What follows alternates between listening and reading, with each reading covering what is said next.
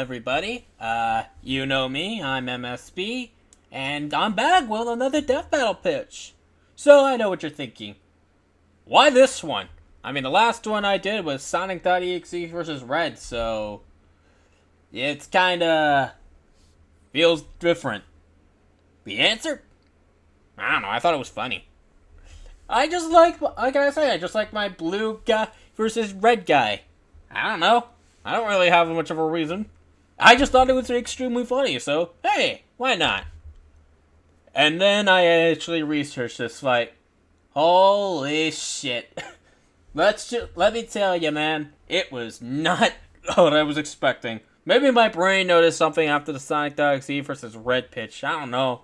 But oh my god. There was a lot here. But hey, at least the pitch went well. And, yeah. I now present to you Thomas versus Lightning McQueen. So let's get into the pitch proper, shall we?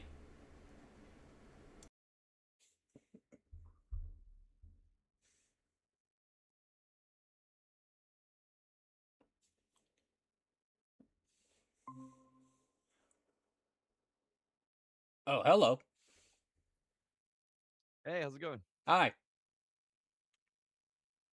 Ben should be here in just a second, but I'll start by saying thank you so much for picking up a pitch call. It really helps the show a lot. So, Yeah, uh, no problem. from yeah, but on behalf of the whole team, we appreciate it. Yeah. Just before we start, you guys are okay if I'm recording, right? Yep, appreciate the heads up. Okay, alright. So, alright, just making sure. Yep, Yep, all good. yep, I'm looking forward to hearing about this one. yep, this one. Okay, before we begin, do you like Mario vs. Sonic? Yep. Yep. So, this basically is my question. What if Mario vs. Sonic. I forgot to, what if Mario vs. Sonic were vehicles? Oh, this is great. Yep. Ladies and gentlemen, well, I guess just gentlemen in this case, I present Lightning McQueen versus Thomas the Tank Engine. Ben, This you is guys, a. you hear? Oh, is Ben okay? I think he's having some technical difficulties. Real quick, sorry, 1 second. Yep, hey man, I get it. I was just testing this beforehand. I understand. Just want to make sure he's good Yep. before you go through it all. Okay, I can hear through the speaker, but not my headphones, so I might have to be a bit quiet. But I'll make it work. Okay, All just My right. internet is fucking with me right now, so I don't know what's going on. All right, but I'm good. okay. So, did you hear the Mario vs. Sonic bit or? Yeah. Okay. Okay, good. All right. So let's get into this one because holy crud. Oh wait, I have to click on the. There we go. Okay, so this looks like a lot, but I'm just gonna summarize. Hmm. Okay. The world of racing. Oh, isn't that so sweet and fun? Seeing them cars go faster and fast. Well, that was the life of one lonely Montgomery McQueen, later renamed to Lightning McQueen. His goal was simple. Like any race car, he wanted to win the Piston Cup and be sponsored by Dynaco. And in his rookie career, he even broke the speed record, got a big break with his Rusties, and entered the Piston Cup season in 2006. Everything was going great for the guy. Well, until during the trip to his last race, where his truck driver, Mac, lost him thanks to a bunch of delinquents, losing McQueen onto the highway, the open road. So, unfortunately for McQueen, he would end up lost in the town of Radiator Springs, where he destroyed their road with the help of a statue. There, he would meet the dumb but lovable Mater, the smart and charming Sally Correa, and the no nonsense judge and doctor, Doc Hudson. Later to be revealed to be a 3-time Piston Cup winner, the fabulous Hudson Hornet. And in his championship race, McQueen used the skills he learned from Radiator Springs to sacrifice victory? Yeah, Lightning McQueen gave up the cup to give an injured racer, King, a chance to finish his last race. Which, His time in Radiator Springs taught him that, hey, winning isn't everything. It's about the people you surround yourself with.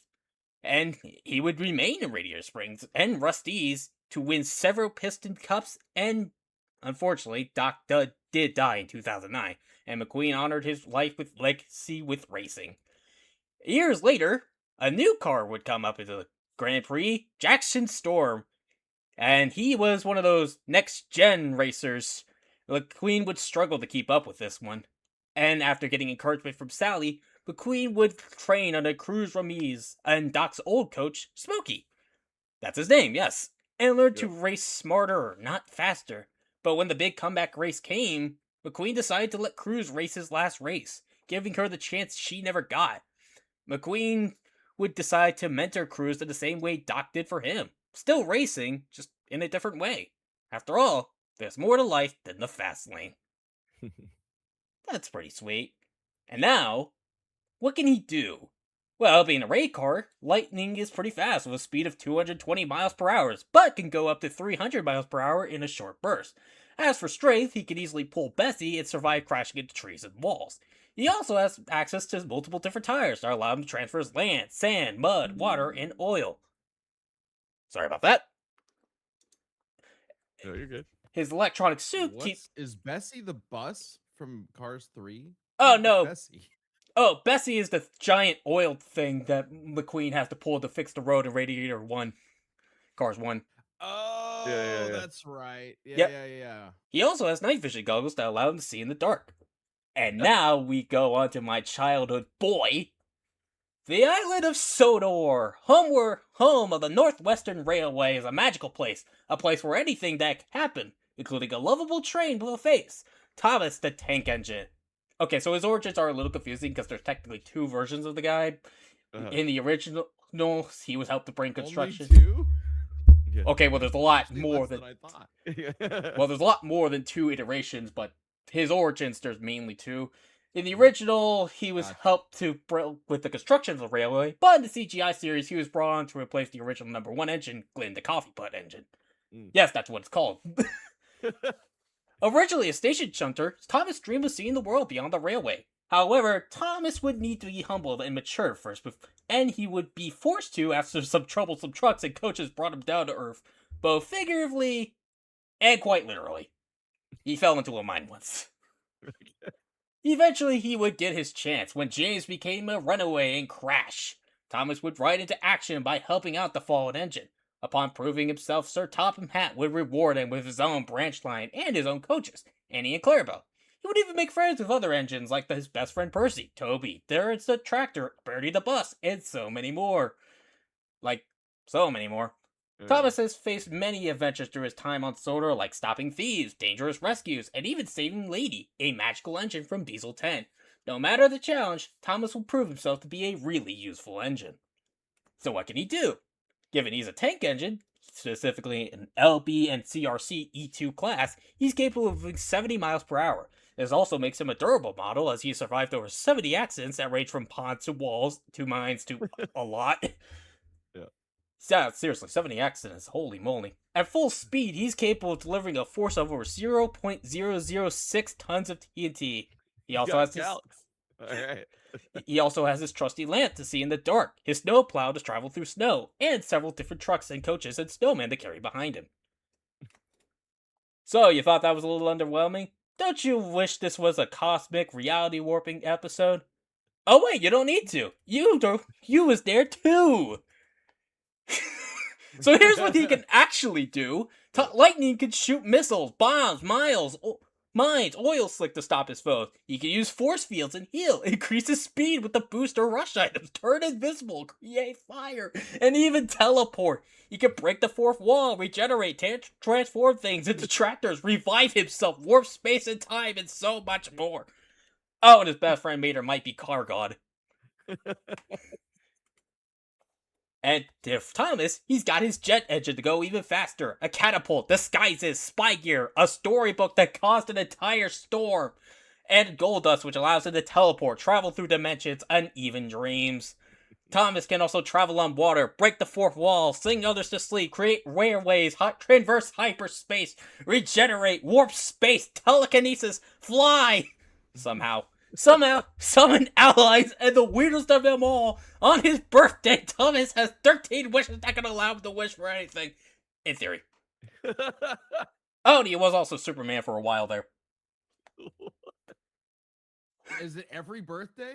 Every birthday he gets 13 wishes? Probably, yeah. Well, I'm gonna assume that was on his 13th birthday, which is why he has 13 wishes. So, like, in theory, if that's the case, every year he gets an additional wish. That would be hilarious. Okay, so let's talk about their dynamic. Despite the godlike shit these two could do, I see the fight being more of a race across Sordor as the two start off pretty grounded before divulging into the Tom versus Wily escapades of wackiness. Heck, you can even put on some Grand Prix excuse to have all the residents of Sordor and Radiator Springs to watch, which Yeah. could mean army battle. We set it up like Superman versus the Flash. It's like an exhibition race, you know, like Yeah. that's so everybody's out there to watch. I think we could do something like that for sure. Yeah. As for potential banner, both Thomas and Lightning can be cheeky and cocky. If the two are racing around Sodor, they can have jokes insulting the other as slow or trying to get on the other's skin, metal. I don't know. It can be mean, but playful mean, cheeky. You know, just feels fitting. And here we have the versus blog script and the funny rap battle that I like. Did Epic Rap Battles do a rap battle in this? Oh no, it was some other guy, but he is. It's pretty good though. Okay. Yep, and this is the credits. Thank you for Baja Blast Blocks for the research, Death Battle Pitch Discord for the Mater joke, the fans of this matchup, your average editor for his unlying support of this fight, like, oh my god, and Caffeine. That one's the most important one. So yeah, that is Thomas versus Lightning. This is really fun. Yeah. We got pitched Thomas versus Barney, and that's when we discovered what a nightmare creature Barney actually is. So this feels like a matchup that makes sense. Yeah. Mm-hmm. Yeah. I I just looked up the birthday wishes thing for Thomas. Because I was like, was it for his 13th birthday? Like, what's going on there? And I guess it was like a mini series that they did for the 75th anniversary of Thomas the Tank Engine. The series was going on for 75 years. But while I was looking that up, I was also like, well, what's the average like lifespan of like a train engine, right? Like when is a train engine like retired? Oh, retired? And yeah.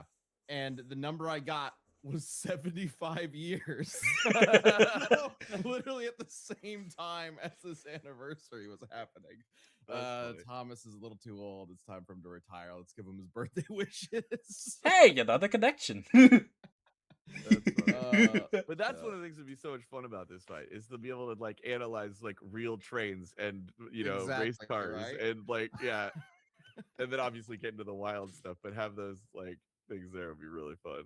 Yeah, and also you can have a lot of fun with the actual dynamic because you can't make it like a traditional fight. You have to, be little interesting. They can't exactly throw punches. Yeah, I mean they can. They can do some Carfu, but and also traditionally train versus car doesn't go well for the car, but like that's true. That's true. But this one is living car versus living train. Yeah, I don't know if my audio went through because it was being a little janky there for a second. But like when you mentioned that Thomas has a lamp, I was like, wait, Lightning doesn't have any lights because he's a race car. Well, so if he can get him in the dark, he's got him. Well, no, he has night vision. Yeah, but also like he's got the night vision goggles from the second movie. Is that? Yeah. Also, right? After Cars 2, he did. Yeah. Oh, sorry. After Cars 2, he did also add flashlights to his headlights, so he can see in the dark. Okay. Yeah, it was just something he didn't have at the start. Given that it was all stickers. Just it was yeah, like a race car. Yeah, exactly. This is really fun. I like this one a lot. If we bring back Death Race, I feel like guaranteed doing this one. But for an actual full episode too, it could be really Well, I mean, fun. they were in a Death Race together. Were they in the same Death Race? I can't remember if they were in the same one. But You mean the one with Optimus Prime as well as that one? Yeah. Yeah. Ka-chow. But yeah, specifically a 1v1. That's not what Death Race was. So yeah, very fun. And ridiculous. A great presentation. That was a good. You did a good job. Yeah, thank you. Yes, in fact, an email should be popping up in chat pretty soon. If you want to send this presentation to us, feel free to send it to that email. That should be there. It is. Yeah. So I was in the wrong. I was in the wrong slide for a little there. Yeah, so feel free to send the presentation to that email if you'd like. You don't have to, of course, but that way we could reference it later. And clearly put a lot of time into it. So thank you very much. This has been very fun. Yeah. Thank you for supporting the show. Yeah. What can I say? I like the funny train and the funny car. No, this is a really fun matchup. Thanks for taking the time to put this together and share your idea with us. Yeah, no problem. All right, cool. Have a great rest of your day. It was awesome talking with you. I will. You too. All right, bye. Bye.